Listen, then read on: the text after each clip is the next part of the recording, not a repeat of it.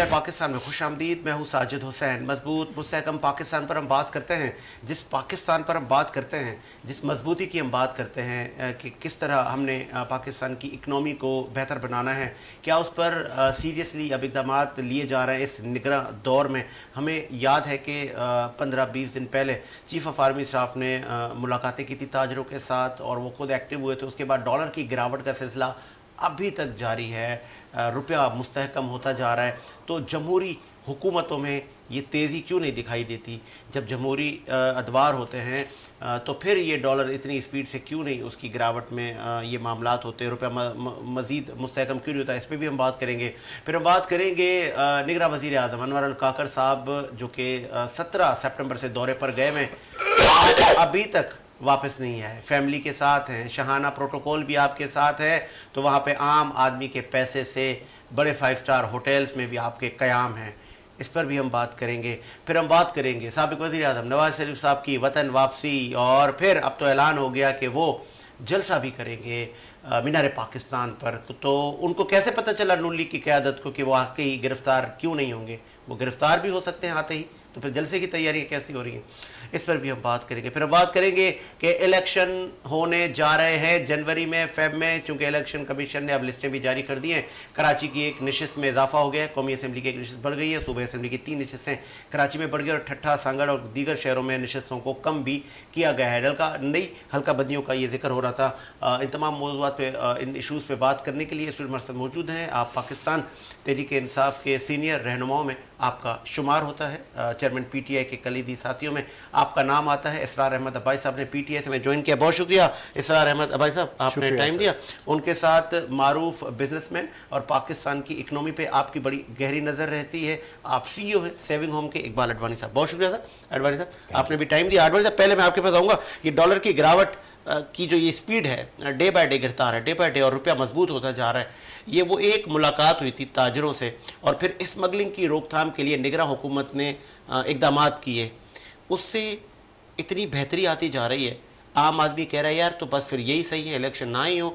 आम आदमी को तो वो कहते हैं ना कि उसको तो रोज़गार चाहिए, उसको तो अशिया खुर्दनोश सस्ती मिले, उसकी पहुँच में रोटी हो। तो ये स्पीड जमहूरी हुकूमतों में क्यों नहीं दिखाई देती? देखिए, जमहूरी हुकूमत में इस वजह से नहीं दिखाई जाती कि जब बड़े लोगों पे हाथ डाला जाता है तो जमहूरी जो सियासतदान होते हैं या जो आप कह रहे हैं जिनको जमहूरी तो खैर वो नहीं है, नाम के जमहूरी लोग हैं वो, लेकिन वो जो है पार्टियां, उनके मफादात वाबस्ता होते हैं उन ग्रुप से, उन लोगों से, उन माफियाज से। तो उनके ऊपर हाथ नहीं डाल सकते। उसकी वजह ये कि वो इनके कितने तो इनके डोनर होते हैं, तो अपने डोनर के ऊपर कौन हाथ डालेगा? इस तरह के काम निगरां हुकूमत में ही हो सकते हैं, क्योंकि इनको कोई इलेक्शन तो लड़ना नहीं है, ना इनको कुछ हार जीत का कोई खौफ है, ना इनको पब्लिक में जाना है। तो ऐसे स्टेप इसी सूरत में हो सकते हैं। पाकिस्तान में जिस तरह की सियासत है, पार्टियां चलती सब इन बड़े बड़े लोगों के उस पर डोनेशन के ऊपर, तो अब वो सब कहीं ना कहीं तो इन्वॉल्व होते हैं। स्मगलिंग के हवाले से हो गया, ईरान के पेट्रोल के हवाले से हो गया, और बाकी जितने भी यहाँ पर खराबियाँ हैं उन सब का कहीं ना कहीं तो ताना बाना मिलता है। तो वो एक्चुअल हैं इनके डोनर, तो सियासतदान किस तरह हाथ डालेंगे? वो कभी डाल ही नहीं सकते, क्योंकि उनका डिपेंड इनके ऊपर कर रहा है। पाकिस्तान में देखा जाए तो कभी भी प्योर डेमोक्रेसी नहीं है। बहुत सारे वुकलाओं ने जिनका ताल्लुक चेयरमैन PTI की पार्टी से है, उन लोगों ने तो चीफ ऑफ आर्मी स्टाफ पे तनकीद की कि आपके पास तो मैंडेट नहीं है, आप कैसे इन मामलात में मुदाखलत कर सकते हैं, कैसे आप ताजरों से मुलाकात कर सकते हैं? तो ये फिर कौन चलाएगा मुल्क को, कौन मईशत को मजबूत करेगा? देखिए, उनके कहने से कुछ नहीं हो रहा। आपको पता है पाकिस्तान जब से आज़ाद हुआ है किस तरह चल रहा है और कौन चला रहे हैं। वो उनको बोलने तो उनके बोलने से कोई फ़र्क नहीं पड़ता, काम इसी तरह होता रहेगा जो हो रहा है, और इनकी कोई बात की वैल्यू नहीं है। मतलब आप किसके ऊपर डिपेंड कर रहे हैं? आप किससे उम्मीद कर रहे हैं कि जो पाकिस्तान की तकदीर बदलेगा? ये सियासी पार्टियाँ, ये सियासी पार्टी भी जब तक ये इनकी सोच ऐसी बनी हुई है, जब तक हमारे साथ इस्टेब्लिशमेंट नहीं होगी, हम इलेक्शन जीत ही नहीं सकते, हम हुकूमत में आ ही नहीं सकते। जब वो खुद सब इनको तरफ देखते हैं तो फिर इनको ही करने दें। मैं तो कहता हूँ अभी फ्रंट में आके ये काम कर रहे हैं, ज़्यादा बेहतर है। इनको भी दें और दुनिया से ताने भी सुने और इनको मौका मिले, तो मुझे लगता है कि जो भी पाकिस्तान को चला रहे हैं उनको फ्रंट पे आ जाना चाहिए, ये वाला किस्सा ही खत्म हो जाना चाहिए। जमहूरी जो तसलसल है वो खत्म। जमहूरियत है ही नहीं, जमहूरियत कंट्रोल डेमोक्रेसी है। सियासतदान खुद भी उसको भी पता है कि उसको किस तरह चलना है। कॉम्प्रोमाइज सब कॉम्प्रोमाइज है, सब आप देखें आप। लेकिन यहाँ पर क्या है कि इनके पास एक अपॉर्चुनिटी आ जाती है कि कुछ ऐसे काम कर जाएंगे जो अभी जो है, जो आम पब्लिक के लिए, आम आवाम के लिए फायदेमंद है।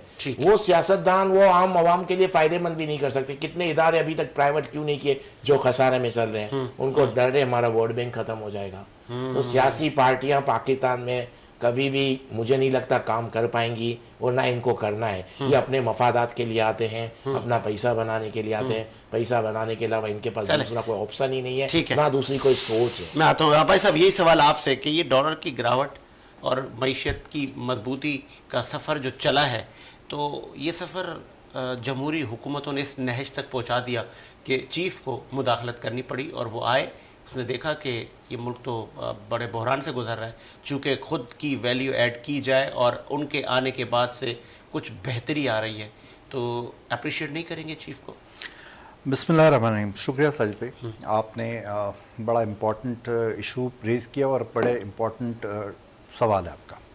देखिए, सबसे पहली चीज़ तो मैं बहुत माजरत से अपने भाई के साथ इख्तलाफ करूँगा कि अगर ये इदारे और इन लोगों ने ही अगर मुल्क ठीक करना था तो डिक्टेटरशिप इस मुल्क में कितनी दफ़ा रही? किसी भी डिक्टेटरशिप का जो टेन्योर है वो लेस देन 7 ईयर्स नहीं रहा। बिल्कुल ऐसे ही 11 साल भी रहा है। लेस देन 7 नहीं रहा, बढ़ गया है, 9, 10, 11 सब रहा है। ठीक है, तो फिर तो पाकिस्तान जन्नत बन जाना चाहिए था। क्यों फिर उसके बाद डेमोक्रेटिक गवर्नमेंट्स आई और उन्होंने उसको रिपेयर करने की कोशिश की जो डैमेजेस हुई।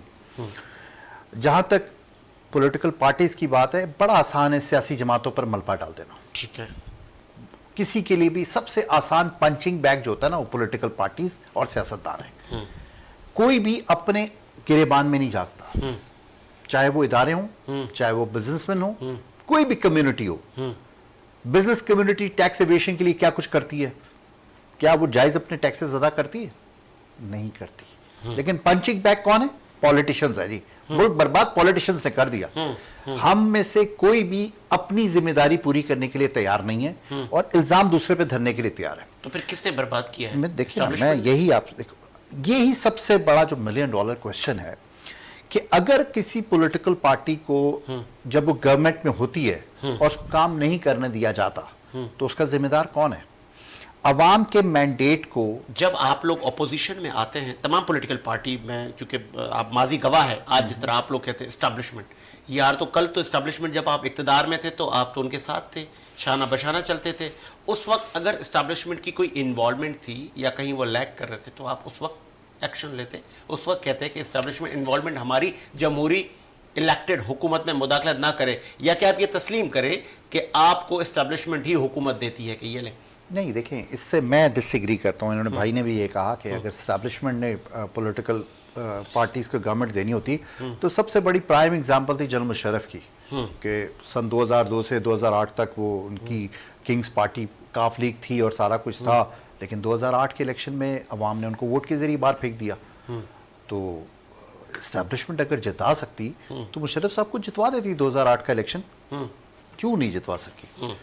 देखिए, एस्टैब्लिशमेंट का एक रोल जरूर है, जिस तरह आप बात कर रहे हैं गवर्नमेंट के अंदर वो जो रोल जरूर है जो आपने कहा वो होना चाहिए। रोल देखें, एक्चुअल आइन दुनिया में होना चाहिए। दुनिया में किसी भी मुल्क के अंदर एस्टैब्लिशमेंट का रोल गवर्नमेंट के अंदर होता है। कोई ये कहे कि नहीं होता, फिर दुनिया में क्या ऐसा भी होता है कि सिटिंग चीफ को तनकीद का निशाना बनाया जाए? देखिए, मैं यही आपसे गुजारिश कर रहा हूँ कि आप अमेरिका को आप रोल मॉडल लेते हैं ना कि जी बड़ी जबरदस्त इकोनॉमी है, जबरदस्त। क्या वहाँ पेंटागन का असर नहीं है? अमेरिकन प्रेसिडेंट पे पेंटागन का असर नहीं है? क्या अमेरिकन सदर जो है वो पेंटागन के फैसलों के अगेंस्ट जाके कोई डिसीजन ले सकता है? लेकिन जो डिफाइंड चीज़ें होती हैं वो ये होती हैं कि आपकी जो पॉलिसीज़ हैं वो किस हद तक इन्वॉल्व होती है। लेट्स सपोज आप एक एंकर है, मेरी गुजारिश सुन लीजिएगा, मुझे पॉइंट जरा कंप्लीट करने दें, बीच में इंटरप्ट हो जाएगा, मजा नहीं आएगा। आप एंकर हैं और आपका काम है सवाल करना। ये कैमरामैन, इसने सिर्फ कैमरा, अगर आपका काम कैमरामैन करने लग जाए और आप कैमरामैन का काम करने लग जाओ तो पूरा प्रोग्राम तब तबाह हो जाएगा। IMF तब तक फंड हमें रिलीज नहीं करता जब तक एस्टैब्लिशमेंट या हमारे चीफ मुदाखलत ना करें, वो फोन ना करें या वो चल के ना जाएं। नहीं, ऐसा नहीं है। इसकी वजह मैं आपको बताऊँ, ये लास्ट टाइम ये हुआ है जो इस 16 माह की गवर्नमेंट जो जिसमें हुआ है, इसमें हुआ, इससे पहले कभी नहीं हुआ कि IMF 3 साल हमारी गवर्नमेंट में कभी भी आर्मी चीफ नहीं जाके IMF से बात की या कुछ हुआ। ये सब फजूल किस्म की बातें। IMF से देखें, पॉलिटिकल पार्टीज, आपने एक शुरू में अपने सवाल एक रखा कि पॉलिटिकल पार्टीज क्यों नहीं कर सकती, मेरे भाई ने तो उसका दूसरा वे दिया ना कि ये उनके, लेकिन उसका एक और वे भी है। वो वे ये है कि भाई पॉलिटिकल पार्टी आती है 5 साल के लिए इख्तिदार में, उसने 5 साल की पॉलिसीज बनानी आती हैं। ये आए हैं केयर टेकर, इनको ये भी पता है कि हम कल हैं या नहीं है, इनको भी नहीं पता। पॉलिटिकल पार्टीज को ये पता होता है कि हमने 5 साल, अगर लेट्स सपोज मैं इस मौजूदा सवाल को लिंक अप करता हूं 12 अक्टूबर 99 से, जब मुशर्रफ साहब आए थे तो इसी तरह सारी चीजें बेहतरीन होने शुरू हुई थी। बड़े बड़े मगरमच्छों को उठा के बंद कर दिया गया था। अगर आपको याद हो, आप दो स्कैंडल में जो नेवी का हेड था, चीफ था, उसको उठा के जेल में फेंक दिया गया, बड़े बड़े लोग। तो पाकिस्तानी अवाम बड़ी खुश होगी कि यार अब रियल एहतसाब शुरू हो गया। लेकिन वो एहतसाब कहाँ गया? 2001 के अंदर जब मुशर्रफ साहब ने काफ लीग बनाई तो वो हमारे अवाम हमेशा जो है ट्रक की बत्ती के पीछे लगती है। द प्रॉब्लम इज दिस कि मुल्की मफाद में अगर ये चीजें हैं बहुत अच्छा है, लेकिन अगर आप इश्यूज को डिविएट करने के लिए ये कॉस्मेटिक काम कर रहे हैं तो उसका मुल्क को फायदा नहीं होगा, उल्टा नुकसान होगा। आगे उल्टा नुकसान होगा। सर, अनवारुल हक काकर साहब भी दौरे पर गए हैं अपनी फैमिली के साथ, और अब ये ब्रेकिंग हैं हमारे निजी चैनलों पर कि वो वहाँ पे 5 स्टार होटल्स और आम आदमी के पैसों पे सारी ये उनके ये अकोमोडेशन और सारी चीज़ें हो रही हैं। अब इस पे आप क्या कहेंगे? देखिए, पहले मैं भाई का जवाब दे दूँ। उन्होंने कहा कि सियासी पार्टियां के बगैर नहीं चल सकता। मुझे एक सियासी पार्टी बताएं जिसके खुद के अंदर डेमोक्रेसी है। हर सियासत पार्टी खुद डिक्टेटर है। जिस पार्टियों के अंदर डेमोक्रेसी नहीं है वो मुल्क में डेमोक्रेसी कैसे ला सकते हैं? कभी देखा है आपने कि किसी ने भी इख्तिलाफ किया हुआ? इनकी जितनी बड़ी बड़ी टीमें हैं, रात को कहते हैं हमको ये काम करना है, दूसरे दिन टीवी चैनल पे आके वो डिफेंड करना शुरू कर देते हैं अपनी टॉप की लीडरशिप को। 15 दिन बाद वही इनका लीडर कुछ और बात कह रहा होता है, वही लोग आके 15 दिन बाद वही लोग उसकी ऑपोजिट बात को डिफेंड कर रहे होते हैं। तो सियासतदानों, सियासी पार्टियों के अंदर पहले तो डेमोक्रेसी है नहीं, वो खुद भी डिक्टेटर हैं।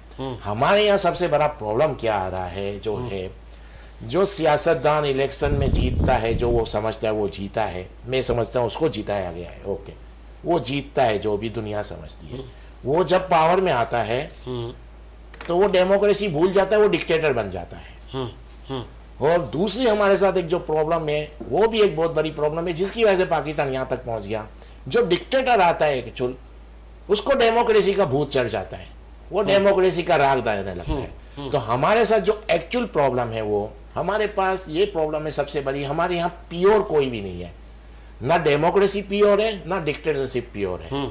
अगर हम चाइना में चले जाएं, यूएई में चले जाएं, सऊदी अरब में चले जाएं, इन मुल्कों में प्योर डिक्टेटरशिप है, वो तरक्की कर गए। आप यूरोप में चले जाएं, जहाँ जाना है वहाँ प्योर डेमोक्रेसी है, वो तरक्की कर गया।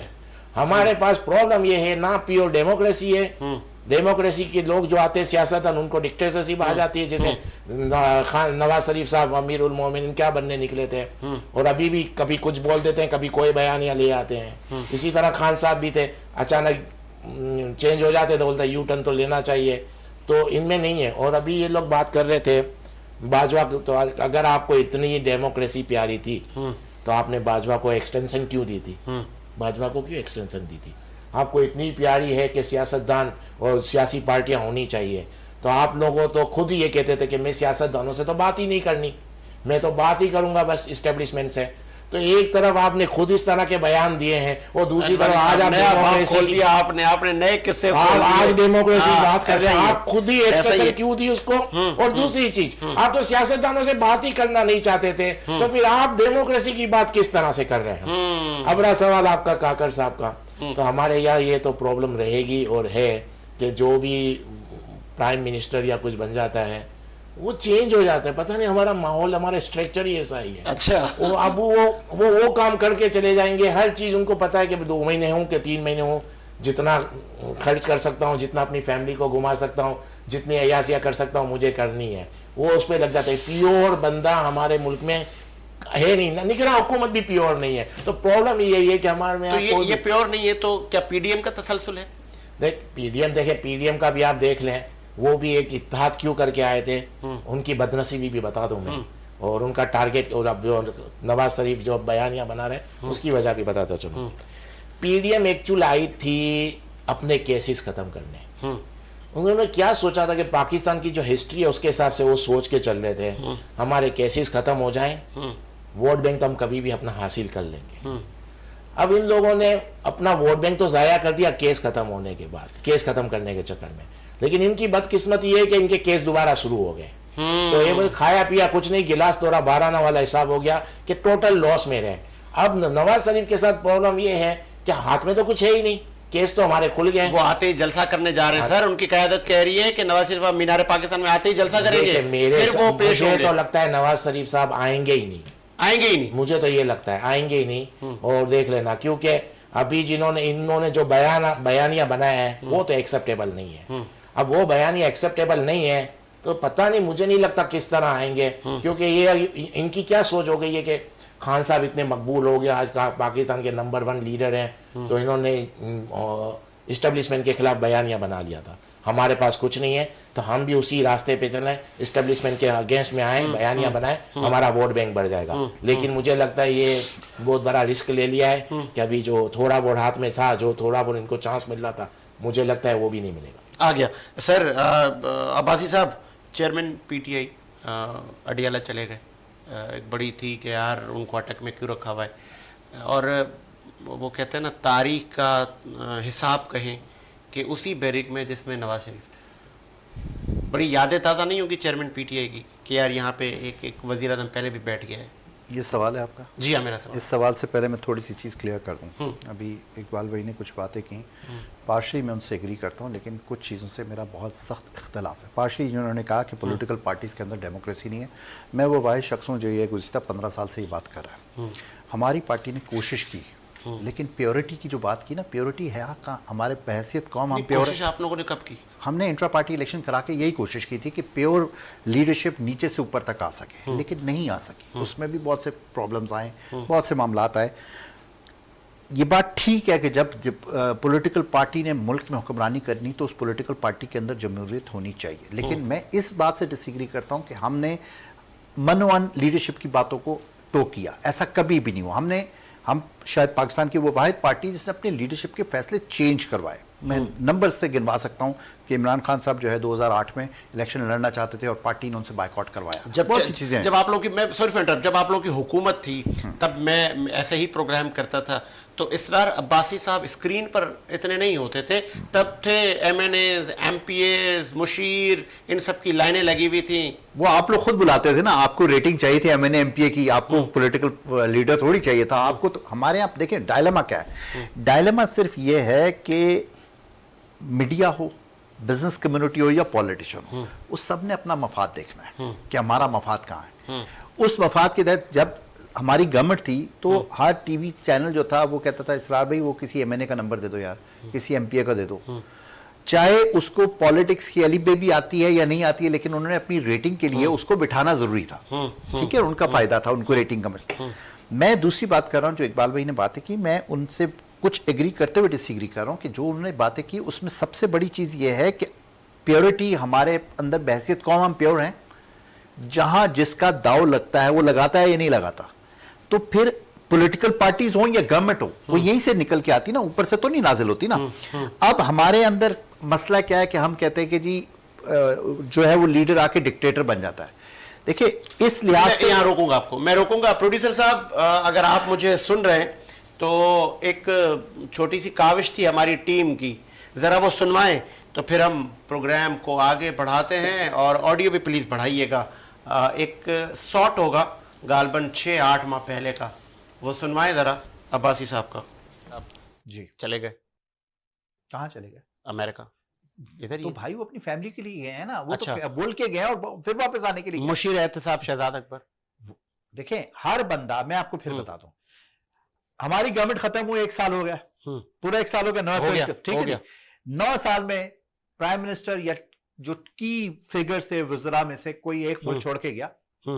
मुझे ये बता दीजिए। जितने वुज़रा हैं सारे मुल्क के अंदर मौजूद हैं, चाहे वो वजीर दिफा थे, वजीर दाखिला थे, सारे के देखिए मुशीरों की और बात है, शहजाद अकबर उनकी फैमिली अमेरिका में है, शहबाज गिल की फैमिली अमेरिका में है, और वो हर बंदा अपनी फैमिली से मिलने जा सकता है। लेकिन आप ये नहीं कह सकते कि कोई अपने शहबाज गिल पर जितने केसेस बने वो सारों में बेल ली इसने, बेल लेने के बाद कोर्ट से परमिशन लेके वो बाहर गया। सर अब्बासी साहब, हमने ये आपसे 5 माह पहले भी सवाल किया था, आज भी वो लोग लापता हैं, गायब है, चले गए। बाहर से आए थे, बाहर ही चले गए। अच्छा, ये बहुत अच्छा कि आपने शॉर्ट सुना दिया। हाँ। ये मैं इस पे आऊंगा, बल्कि देखिए ना, मैंने फिर उस पर भी जो बात की थी, मैं आज भी उसको सेकंड करता हूं। और बाहर जाके फिर वहां पे एस्टैब्लिशमेंट के लिए जहर भी उगला जा रहा है। सुन चले सोने पे सुहागा, ये भी मैं आपको ऐड कर उस 2 हिस्से में कर लेना, पहले जहर उगलने वाला सवाल जवाब दे दूं या दूसरा दे दूं? दोनों दे दे। नहीं, एक साथ नहीं दिया जा सकता ना, तो मुझे थोड़ा सा क्वेश्चन आप देंगे, जो सवाल आप करेंगे मैं उसका जवाब दे दूंगा। देखिए, उनका आने का वास्ता ही नहीं है, क्योंकि वो इलेक्टेड लोग नहीं थे ना, वो पॉलिटिशियन। तो लाए क्यों थे आप लोग उनको? तो हमारे कौम पर मुसल्लत क्यों किया था उनको? आप उनको, ये आपको याद आ रहा है, जो शहबाज शरीफ साहब इस मुल्क में 16 माह हुक्मरानी करके पहली फ्लाइट से लंदन निकल गए। लैंग्वेज और सर में सरिया आपने देखा था? नहीं सर, सुन लेना, मेरी बात सुन लेना। आप उनको बाहर जाना आपको नहीं है, हमारे अंदर लगाने। सर सुन तो लीजिए, मेरी गुजारिश सुन लीजिए। हमारी जो लीडरशिप यहाँ मौजूद है, उसके साथ क्या सलूक हो रहा है, क्या वो जस्टिफाई करता है? ये तो वक्त साबित करेगा ना, कि हमने जिस तरह फेस किया, ना हमारी प्लेटलेट्स गिरी है, ना हमने कोई मेडिकल केसेस चल रहे हैं सर मैं यही आपसे कह रहा हूं ना, कि हुकूमत तो कुछ भी, हुकूमत निगरान हुकूमत है सर। किस निगरान हुकूमत कभी किसी पॉलिटिकल पार्टी के अगेंस्ट प्रेस कॉन्फ्रेंसेस करती है सर? कभी भी नहीं हुआ। ये निगरान हुकूमत कैसे है? आज चीमा से लेके फवाद हसन, ये कौन लोग हैं? ये आपको नहीं पता, आप बच्चे हैं। ये तसलसल है पीडीएम की गवर्नमेंट का। यहां पर केपीके की गवर्नमेंट आपके सामने आ गया कि उन्होंने लड़ाई शुरू की। शहबाज गिल आ रहे हैं। देखिए शहबाज गिल में फिर वही शहजाद अकबर आ रहे हैं। सर मेरी बात सुनिए ना, शहजाद अकबर या शहबाज गिल ने पब्लिक से वोट लिया था। मुराद सईद साहब का है। मुराद सईद, अब मैं वही आपको कह रहा हूं कि मैं अगर छुप के आपके प्रोग्राम में आ जाता हूं, तो आप चाहते हैं कि मैं भी गिरफ्तार होकर किसी जेल में पड़ा हूं, लापता। जिस तरीके से जो खवातीन जिनकी बेल होती है और उनको बगैर किसी एफआईआर के दोबारा अरेस्ट करके आज जो इस वक्त फस्तायत हो रही है। मैं इसको आगे बढ़ाता हूं। गुनाह इतना बड़ा गुनाह है 9 मई का, क्या माजी में इतना बड़ा गुनाह हुआ है अडवाणी साहब? एक तो मेरा आपसे ये सवाल है। दूसरा मेरा सवाल ये है, चेयरमैन पीटीआई की पीटीआई काबिल कबूल नहीं है 9 मई के बाद, या कि वो भी हो जाएगी कबूल? नहीं, मुझे नहीं लगता कि खान साहब कबूल होंगे। खान साहब तो ये 2, 4, 5 साल तक तो मुझे नहीं लगता कबूल हों। अभी मुझे लगता है कि खान साहब को जो रखा हुआ है, सहूलत भी दी जा रही है काफ़ी चीज़ों में, वो इसलिए कि खान साहब आज की तारीख में अगर फेयर इलेक्शन हो जाते हैं तो खान साहब क्लीन स्वीप कर देते। अच्छा। इसमें कोई दो राय नहीं। अगर इनको फुल स्पेस के साथ, जैसे मतलब फेयर इलेक्शन जो मैंने कहा, तो क्लीन स्वीप कर जाते हैं, किसी को सीटें हाथ में नहीं आएगी। अब इनको इसीलिए रखा गया है, मुझे लगता है, मेरी राय है कि नवाज शरीफ और ये अभी हाल में बिलावल भुट्टो ने कहा था कि लेवल प्लेइंग फील्ड मिल दी जाए। तो अगर वाकई लेवल प्लेइंग फील्ड मिलती है तो पीपल्स पार्टी तो आउट हो जाती है, क्योंकि अगर खान साहब को भी तो फिर दी जाए ना। हाँ। तो और नवाज शरीफ भी अगर आके कहते हैं कि इलेक्शन फेयर होने चाहिए, तो इनको इमरान खान का फोटो दिखाएंगे कि इसको बाहर निकालते हैं, इलेक्शन करवाते हैं, तो वो भी खामोश हो जाएगा। तो ये तो अभी ऐसा चेयरमैन पीटीआई का फोटो डराने के लिए रखा हुआ है। मुझे तो यही लगता है दीगर पार्टियों को कि चेयरमैन पीटीआई आ जाएगा, कुछ भी ये ज्यादा एक लिमिट क्रॉस करेंगे। फेयर इलेक्शन चाहिए, फेयर करवा लो। फेयर इलेक्शन होते हैं तो पंजाब के अंदर तो नून लीग आउट हो जाती है, मुझे लगता है लाहौर में भी आउट हो जाएगी। बताएं, ये इनको भी पता है। अब ये फेयर इलेक्शन का जिस दिन भी इन्होंने बांसुरी बजाई फेयर इलेक्शन की, तो खान साहब को आगे लाएंगे। तो खान साहब अभी एक तरह से वो बस दिखाने वाले रह गए हैं कि आप ज्यादा करोगे तो ये आ जाएंगे। तो मतलब कहने का है कि तो ये तो खामोश हो जाएंगे, क्योंकि अगर आप ज्यादा डिबेट करोगे फेयर इलेक्शन, तो कोई भी आप सामने ही सवाल करेगा। फेयर इलेक्शन में तो आप जीत ही नहीं सकते। तो ये तो गए। तो अभी रहा आप सवाल के खान साहब एक्सेप्टेबल नहीं है, इसमें कोई दो राय। और उनकी पार्टी देखा, अगर उनकी पार्टी भी एक्सेप्टेबल अगर होती, क्योंकि 2 पार्टियां तो बन चुकी है ना, एक है पीटीआई पार्लियामेंटेरियन, एक है तहरीके इस्तेहकाम, अगर 2 तो निकल गए धड़े। पीटीआई अगर बल्ले के निशान पे भी अलग इलेक्शन लड़ लेती है, जो चांसेस कम है, तो खान साहब कहीं भी नहीं है। आप इसको भूल जाएं कि खान साहब प्राइम मिनिस्टर अगले 2, 4, 5 साल में बनते हैं पाकिस्तान के, नामुमकिन बात है, नहीं बनते। ये एक रियलिटी है, मान ले। और मुझे तो अभी लगता है ये है कि नवाज शरीफ भी प्राइम मिनिस्टर नहीं बन सकते। अच्छा। हाँ, अभी भी उन्होंने भी वही लाइन पकड़ी है ना, तो अब ये भी नहीं बनेंगे। बस उनको ये है कि अपना वोट बैंक तबाह हो गया, केसेस हमारे पास खुल गए, अब हमारे पास पब्लिक में जाने के लिए कुछ नहीं है, तो उन्होंने भी कुछ मुझे लगता है कि एक्स्ट्रा ऑर्डिनरी रिस्क ले लिया है, तो वो भी गए, ये भी गए, बाकी कोई और ही आएंगे, बाकी कुछ नहीं बोल सकते। एक लास्ट सवाल आपसे, फिर मैं आता हूँ अब्बास साहब के पास। मिफ्ता इस्माइल, मुस्तफ़ा नवाज खोकर, साबिक वज़ीर आज़म शाहिद खाकान अब्बासी, ये तीनों नई पार्टी लेकर आएंगे, क्योंकि उनका कहना है कि एक स्पेस है, एक नई पार्टी, नए लोग आए जिनको अवाम लेकर आए और वो किसी का दिया हुआ इक़्तिदार ना लें।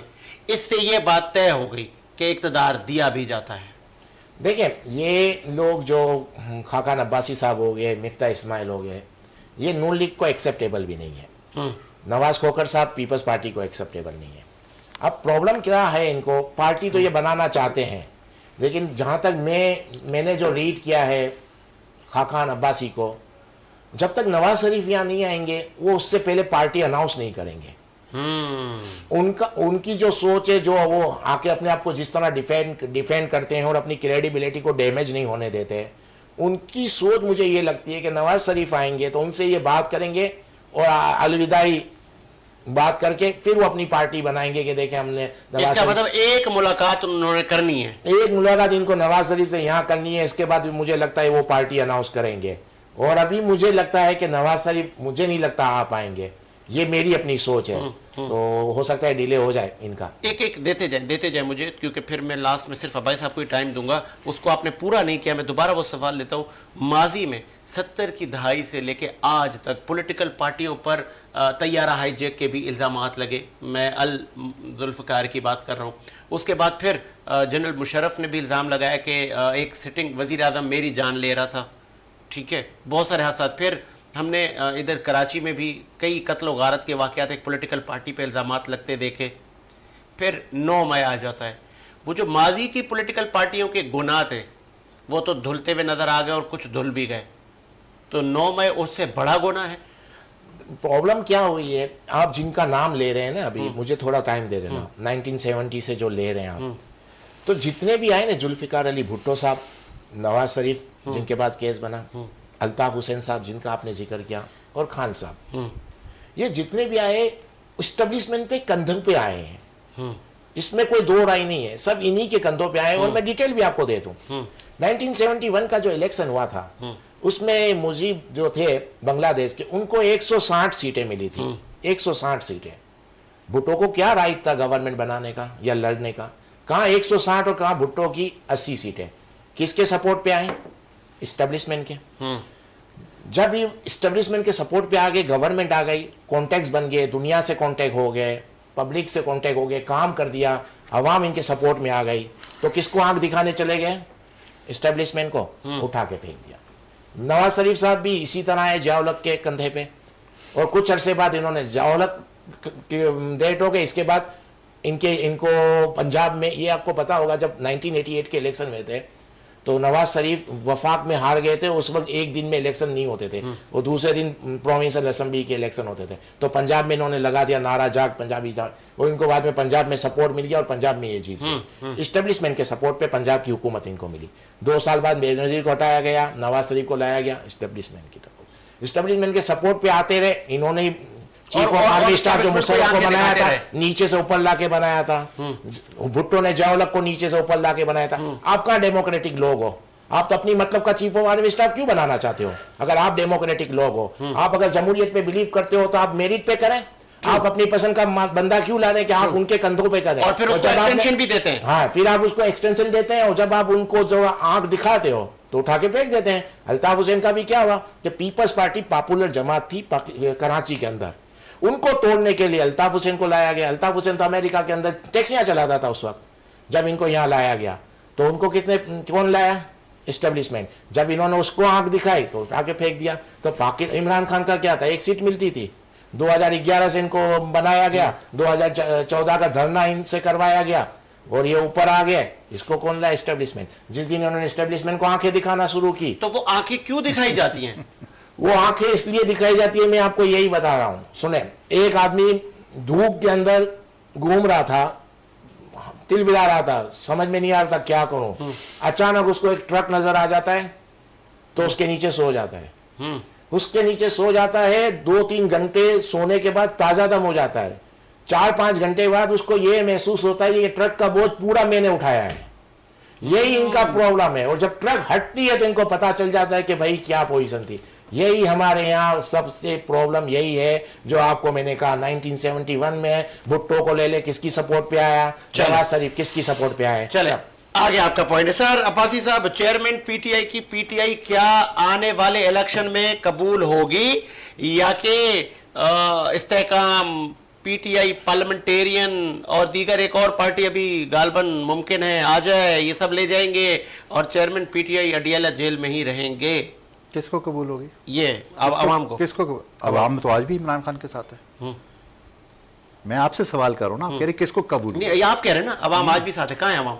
जितने इलेक्शन वो भी हुए, जितने इलेक्शन में पीटीआई जीती है, हालांकि हमारी टॉप लीडरशिप इमरान खान पे सब बंद है इदारों को।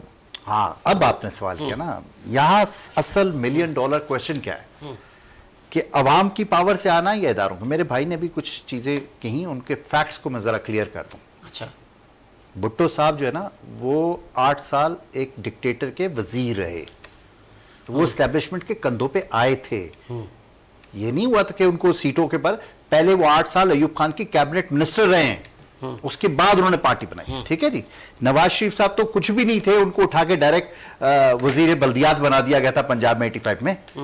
वो एस्टेब्लिशमेंट के कंधों पे आए थे। इमरान खान ने 96 में पार्टी बनाई और 97 में इलेक्शन होता है और उस वक्त के DGISI एहतशाम जमीर साहब आके कहते हैं कि आपको 15 सीटें दे रहे, आप टिक कर ले। मैं उस वक्त भी पार्टी का हिस्सा था, मेराज मोहम्मद खान जो हमारे सेक्रेटरी जनरल थे, इमरान खान ने उस वक्त भी रिफ्यूज किया। फिर जब मुशर्रफ ने टेक ओवर किया, लोग हमें कहते हैं आपने मुशर्रफ की हिमायत की। भाई मुशर्रफ की जरा 12 अक्टूबर वाली स्पीच उठा के देख लें कि 96 में पीटीआई का वही मैनिफेस्टो नहीं था जो मुशर्रफ ने बयान किया। तो हमने अपने मैनिफेस्टो की हिमायत की, लेकिन जहां उसने डील की कि आपने उसी तरह की एक एस्टैब्लिशमेंट की गवर्नमेंट बनानी है, हम उससे बाहर आ गए। नतीजा क्या हुआ? 2002 नहीं सर, अब देखे ना, आप मुझसे सवाल करते हैं तो पूरा जवाब भी तो सुना करें ना सर, ऐसा ना करें ना। जहां आपको जवाब मिल रहा होता है तो आप डाइवर्ट करके इस तरह निकलने नहीं दूंगा मैं आपको। मैं पूरी बात करूं। 2002 में मुशर्रफ वर्दी में था और तमाम पॉपुलर लीडरशिप बेनजीर साहबा समेत नवाज शरीफ साहब मुल्क से बाहर थे। इस मुल्क में मुशर्रफ का वर्दी के अंदर मुकाबला किसने किया? इमरान खान ने। असेंबली की एक सीट के ऊपर ड्रोन हमलों से लेके अमेरिकन पॉलिसी से लेके हर चीज की मुखालफत किसने की? इमरान खान ने। 2008 में पॉपुलैरिटी ग्राफ यहां पर था, लेकिन जुडिशियल मूवमेंट की वजह से हमने बायकॉट किया। ठीक है ना, अगर हम बायकॉट ना करते तो एंटी मुशर्रफ वोट सबसे ज्यादा हमें पड़ना था। ठीक है ना, ये कह रहे हैं एस्टेब्लिशमेंट को तो हमने 10 दफा रिफ्यूज किया। अगर हमने एस्टेब्लिशमेंट के कंधों पे आना हो तो 96 में आ जाते, 2002 में आ जाते, 2008 में आ जाते, 2013 में भी हमें पब्लिक वोट मिला, लेकिन हमारा मैंडेट चोरी हुआ। 4 साल तक पूरे मुल्क की ऑपोजिशन आपको सिलेक्टेड कहती रही ना, फिर उनके मुंह पे क्या तमाचा पड़ा? आप कह रहे हैं सिलेक्टेड नहीं हुए। तो देखे ना, अगर सिलेक्टेड थे तो आज पब्लिक क्यों निकली है?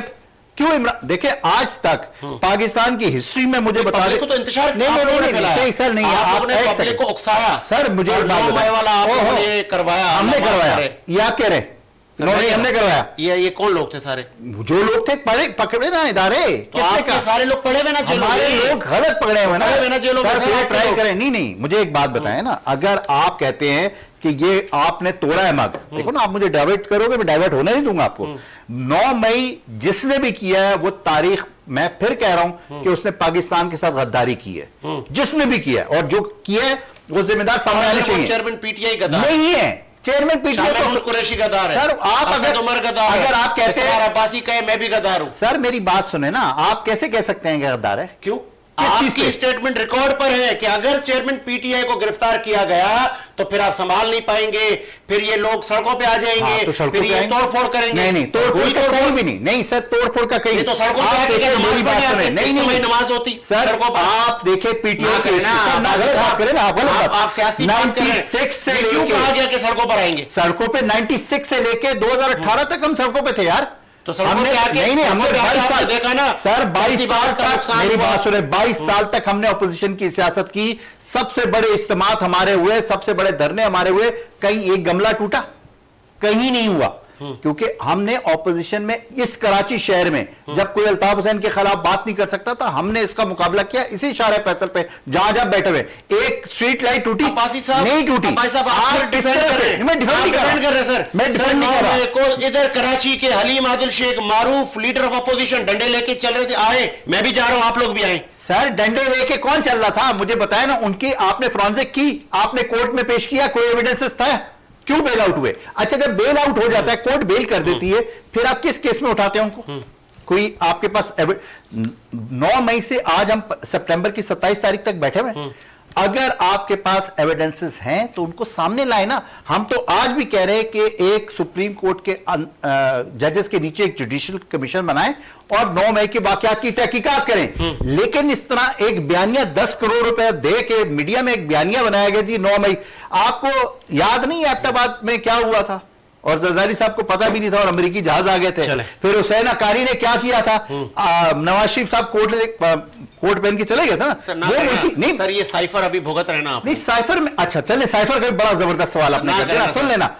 साइफर हुकूमत कहती रही तो साइफर का वजूद नहीं है, आज साइफर कहां से आ गया? पहले तो ये स्टांस क्लियर कर लेना, साइफर था या नहीं था। एक स्टांस ये था कि साइफर था ही नहीं, झूठ कह रहे थे इमरान खान साहब, ऐसे ही गवर्नमेंट कह रही थी ना। क्यों गवर्नमेंट अपने स्टांस चेंज कर रही है? अच्छा कौन से आप लोग माजरत नहीं करेंगे? किस चीज की माजरत? किस चीज की? 9 मई का वाकया हुआ, 9 मई जिसने भी किया सका वो आप लोग कर रहे। देखिए 9 मई का वाकया जिसने भी किया उसने पाकिस्तान के खिलाफ साजिश की, और इंशाल्लाह हम ही आके उसकी तहकीकात करेंगे और जो मुल्जिमान है उनको लटकाएंगे 9 मई के। मैं आपको कह रहा हूं आ गया। जी जी जी अडवाणी साहब, मैं चाहूंगा कि इस पे आप भी वैल्यू के हवाले से आप बात कर रहे हैं। देखिए मैं तो एविडेंस से बात करूंगा, दलील से बात करूंगा, हवाई फायरिंग नहीं करूंगा, ठीक है। मैं ये बताना चाहता हूँ 9 मई का जब वाकया हुआ पूरे मुल्क के अंदर जो नज़र आया, उसके उस वक्त खान साहब को अरेस्ट किया गया था ना, तभी हुआ था। फिर उसके 1 या 2 दिन बाद खान साहब को कोर्ट में बुलाया गया था, आप लोगों को रिकॉर्ड मिल जाएंगे। वहाँ खान साहब ने खुद एक स्टेटमेंट दिया, अगर मुझे दोबारा गिरफ्तार किया जाएगा तो 9 मई वाले वाकयात दोबारा होंगे। तो उन्होंने खुद एडमिट किया। मैं चैलेंज करता हूं स्टेटमेंट का, ये साबित कर देंगे, साबित कर देंगे, ये निकल आएगा अगर ये स्टेटमेंट हुआ तो। मैं जुर्माना दूंगा वरना ये देंगे ये स्टेटमेंट कि दोबारा ऐसे वाकया। खान साहब ने ये कहा कि मुझे तो पता है नहीं, गलत बात कर रहे हैं, गलत बयानी करेंगे तो मेरा हक है। बातें गलत लग रही है तो मैं बीच में नहीं आपने बहुत सी गलत बातें की, मेरी बातों से सुनिए, अपनी बारी में जवाब दिया। अब आप एंड पर कंक्लूजन में ना करें, आ जाएंगे तो बात खत्म हो जाएगी। जी जी ये आपको रिकॉर्ड मिल जाएंगे, इसमें कोई दो राय रिकॉर्ड निकाल के दिखाया हुआ है। मैं चैलेंज कर रहा हूं। खान साहब ने अदालत में कहा था, निकाले ना सर, एक स्टेटमेंट निकाले, चैलेंज है। मैं नेक्स्ट प्रोग्राम ओके जी। खान साहब के भांजे भतीजे जो थे, जो वो पतलून या वर्दी उठा के घुमा रहे थे, वो कौन थे? वो खान साहब के नहीं है रिश्तेदार? थे ना। तो आपके लोग नजर आ रहे हैं, आपके लोगों की ऑडियो आ रही है, आप लोगों वीडियो में आपके लोग नजर आ रहे हैं। वो जो वहां पर वो पतलून लेकर लैंग्वेज वो जो जबान यूज कर रहे थे, उसने जो उठाई थी जो पेंट पतलून, वो तो आप ही का बंदा था ना। तो उससे इसके बाद क्या क्या बच जाता है? आपको नहीं मानना वो एक अलग बात है, कोई किसी को घन पॉइंट हमको कवा जो है सफेद रंग का नहीं, आप इकबाल साहब की तो पहले चैलेंज। और खान साहब ने बाकायदा कोर्ट के बाहर जब उनसे इंटरव्यू लिया गया, बोला अगर मुझे दोबारा गिरफ्तार किया जाएगा तो यही वाकया होगा। इस पे काफी बात हुई थी, तो एडमिट किया है खान साहब ने। गलत मैं उनको कह रहा हूं, इमरान खान ने कहा कि मैं कोर्ट में आया, मुझे नहीं पता कि क्या हुआ। वो बात अच्छा आप स्टेटमेंट निकाल देखें, आप अपनी मर्जी की स्टेटमेंट अपने मुंह से ना निकलवाए ना, आप वो स्टेटमेंट आप रिकॉर्ड पे ना, अच्छा वो एक रिकॉर्ड निकाल के ले आए लेकर या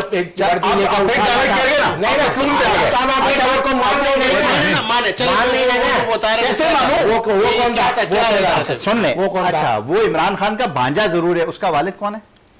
तो चलो उससे भी डिनाई नहीं, मैं मना कब कर रहा हूं कि भांजा नहीं है, लेकिन उसके वालिद का नाम क्यों नहीं लिया जाता? इमरान खान का भांजा क्यों बताया जाता है? हफीजुल्लाह खान मेहरी का नाम क्यों नहीं बताया जाता? वालिद से तो डिस्कनेक्ट नहीं डिस्कनेक्ट नहीं था ना, यही तो अच्छी गलत बात है ना। आपकी पार्टी में नहीं था, उन्होंने ये किया, ये सही किया। मैं 10,000 दफा आपके सब प्रोग्राम में कह चुका हूं, मेरी तो और क्लिप्स निकाल सकते हैं, क्यों नहीं की? किस चीज की? ये पार्टी पॉलिसी, पार्टी की तरबियत ये थी कि 96 से 2018 तक हमने कोई वायलेंस नहीं किया। ये क्या था जिसने भी किया डाले जा रहे थे? सर मैं कह रहा हूं ना, मैं आपको बार बार कह रहा हूं कि किसी में जुर्रत नहीं है 9 मई के वाकयात की तहकीकात, हमारी गवर्नमेंट आएगी, हम ही इसकी तहकीकात करके और 2014 का धंधा जायज था, बिल्कुल जायज था। प्राइम मिनिस्टर क्यों हमने हाउस में कहा था 4 हल्के खोले, चारों हल्कों में धांधली हुई, मेरा यहाँ का हल्का, ये पिछला हल्का इतना हंगामा क्यों किया था, इतना नुकसान किया था? क्या नुकसान हुआ था 2014 के दौरान? अच्छा, एक और बता दें, अभी ऑनेस्टी डाइवर्ट होंगे, नुकसान कौन सा हुआ था? किसी को मानोगे नहीं तो मैं आप मुझे बताओ ना यार, कौन सा नुकसान हुआ था, कौन तोड़ फोड़ हुई थी, क्या हुआ था? बताइए 2014 के नहीं हुआ था क्या? एक वो प्राइम मिनिस्टर आ रहे थे जो चाइना के, उनका बाद में 3 दफा उन्होंने खुद कहा कि ऐसी कोई बात ही नहीं थी। आप तो मुस्लिम लीग का हमेशा पॉइंट ऑफ व्यू दे रहे होते, अभी मशवरा दे रहा हूं, ज्वाइन कर लें, मेरी इस तरह तजिया लगा के बादे में आगे आप एक पार्टी को डिफेंड नहीं कर सकते।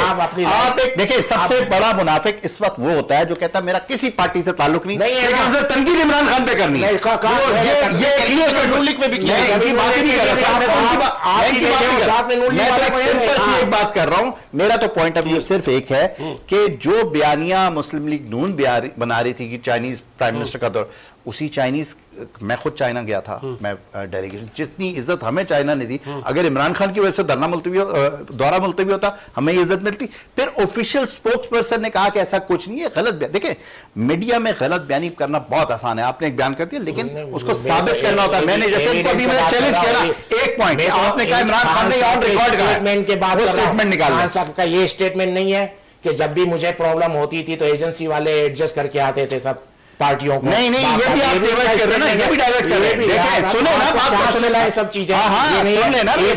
एक और चीज हम करप्शन का खात्मा करेंगे, ये आपका बयान था, सही है।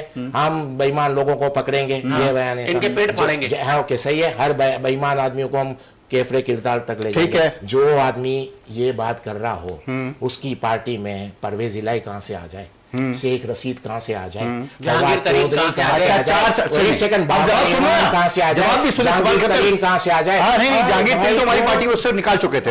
तो आपने जब बनाई थी ना, नहीं, आपका बयान पता ही नहीं आपको जब बनाई थी जिस दिन 12 में आया, मैं 2018 के इलेक्शन जिस पे आप जीते कि हम सब बेईमानों को ये केफरे किरदार तक, तो भाई हमने नहीं डिफेंड किया ना जहांगीर तरीन, मेरे भाई सब आपके साथ थे। अगर चोर हमारे साथ, अगर मेरी बात सुने, 4 साल हमारे साथ सारे चोर थे, तो उनके ऊपर करप्शन के केसेस बनाए ना, ये तकरीर के ऊपर केसेस क्यों बना रहे हो? आपने लिया क्यों? ये बताओ ना, किसके प्रेशर पे लिया? मुझे एक बात बताइए, आपने लिया क्यों उनको? अगर हमने लिया तो हमने उनको अपने टिकट दिए, ये नहीं कि किसी और पार्टी हमारे इलेक्टेड थे।